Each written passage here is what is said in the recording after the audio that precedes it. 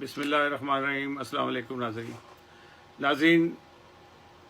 پاکستان میں بعض دفعہ ایسے واقعات ہو جاتے ہیں کہ جن کا ذکر کرنا بڑا ضروری ہوتا ہے۔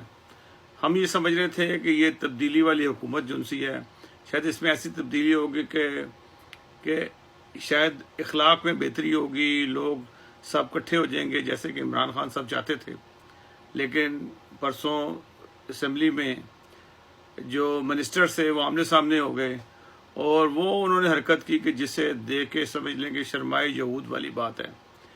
کہ ایک منسٹر صاحب ہے، ان کا نام ہے علی محمد، انہوں نے کھڑے ہو کے ایک ایسی بات کی جس سے سبھی پاکستانی دنیا بھر میں شرمندہ ہوئے کہ تم ہندو ہو، تم یہ بل پیش نہیں کر سکتے۔ یہ ڈاکٹر رمیش کمار نے ایک بل پیش کیا کہ بچیوں کی ایج کے بارے میں تھا کہ 18 سال سے کم عمر کی بچیوں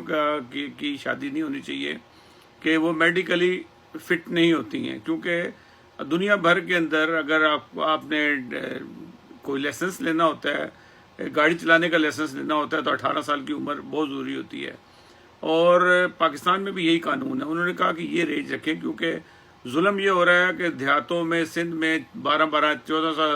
سال کی 10 سال کی بچیوں کی شادیاں کر دی جاتی ہیں اور بوڑھے لوگوں سے شادیاں کر دی جاتی ہیں۔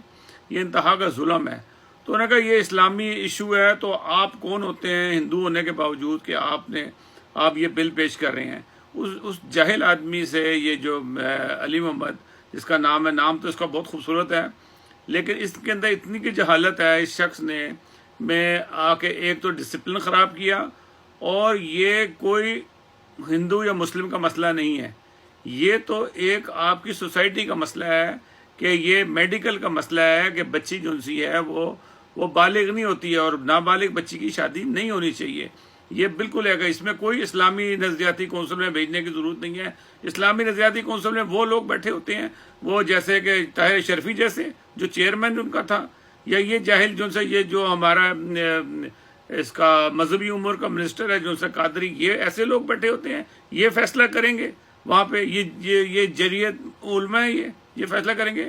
آپ ایک انصاف کے ترازو پہ، اور یہ معاملہ تمام لوگوں کا ہے، ہندو مسلم سکھ عیسائی تمام لوگوں کا یہ مسئلہ ہے، اور اس مسئلے کے اوپر سوچ سمجھ کے بڑی اچھی بات ہے۔ میں شاباش دیتا ہوں نون لیگ کے لوگوں نے جنہوں نے اس کو ووٹ دیا، پیپلز پارٹی کے لوگوں نے ووٹ دیا، اور کچھ چند ایک پی ٹی آئی کے لوگوں نے بھی غیرت دکھائی اور ووٹ دیا۔ یہ بہت اچھی بات تھی۔ اس قسم کے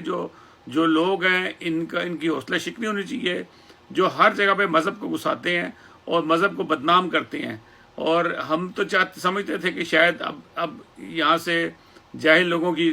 نکلتے جائیں گے، لیکن میں سمجھتا ہوں کہ عمران خان کی ٹیم میں ابھی بھی نان سینس لوگوں کی کمی نہیں ہے۔